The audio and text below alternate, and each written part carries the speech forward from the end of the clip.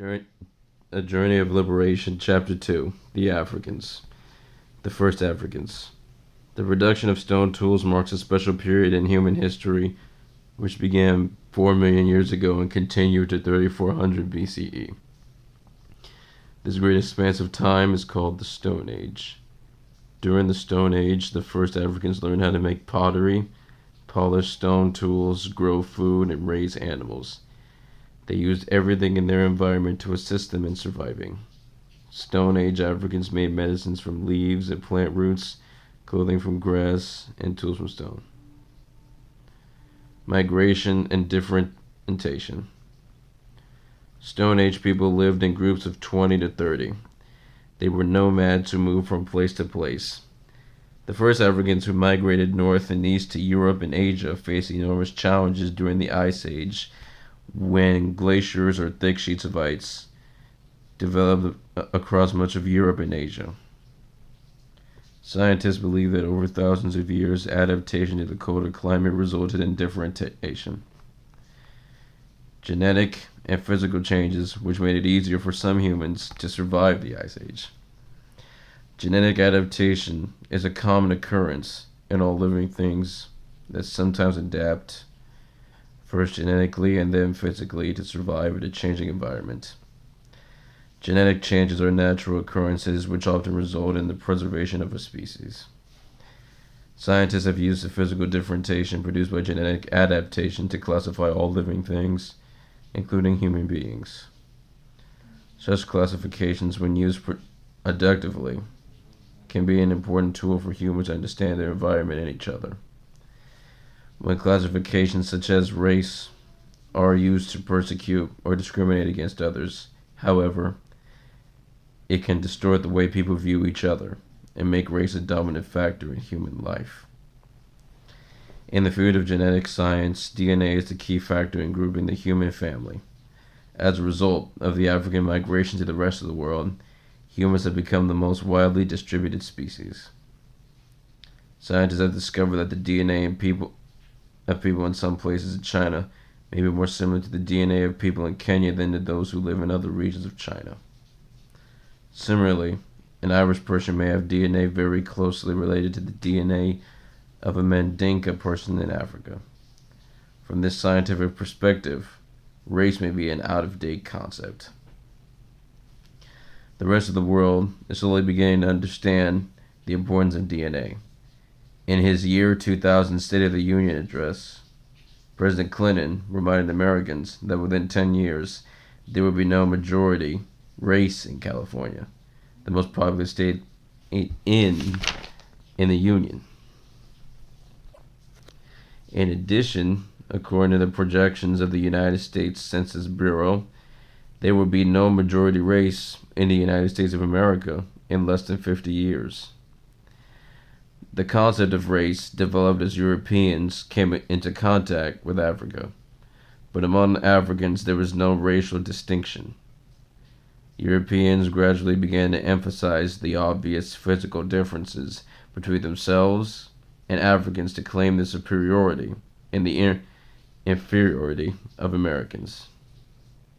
Over the centuries, this attitude among Europeans has produced a negative reaction to Africans and African Americans. Among Africans, differences among various ethnic groups were recognized for what they were: cultural differences. Ethnic identities. There were more languages and ethnic groups on the African continent than on any other continent in the world. Africa has more than 2,000 such groups. One nation, Nigeria, has more than 800 different ethnic or language groups. Each ethnic group usually speaks a different language. Modern Africologists, people who teach about Africa, define an ethnic group as a population within a specific culture that shares common social institutions, particularly language and customs. People who belong to a particular ethnic group may be easy to identify because they also share similar physical characteristics.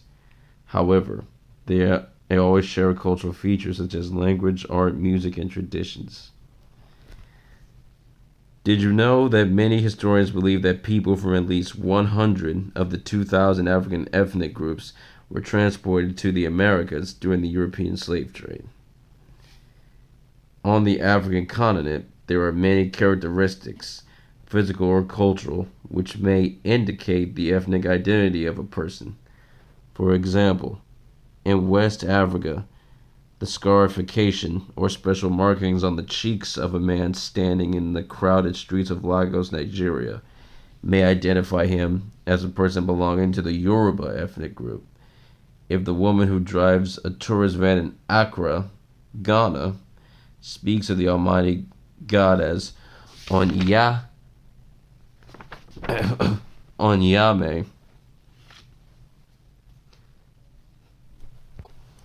she is most likely an Akem person because that is the name for God in her language. Even when physical characteristics are similar, height and skin color, cultural differences will indicate the different ethnic groups to which the person belongs. The African continent. The entire land area of the United States would fit into the continent of Africa about 3 times. They may be hard to visualize using the Mercator maps found in most books. A Mercator map gives the illusion that the United States and Africa are roughly the same size. All maps are distortions, since they do not represent the Earth as it really is. Rather, they represent the Earth as humans can draw it on a flat, 2-dimensional surface. The Mercator map distorts the geography of the Earth to the advantage of the Northern Hemisphere. Thus, Greenland looks larger than China or South Africa when, in fact, it is much smaller. Russia, on the other hand, appears as large as Africa when it is actually smaller. The Peters projection map does precisely what it was intended to do. Project the actual square kilometers of each landmass to show its actual size. It gives each continent the amount of physical representation as called for by its size in actual square kilometers.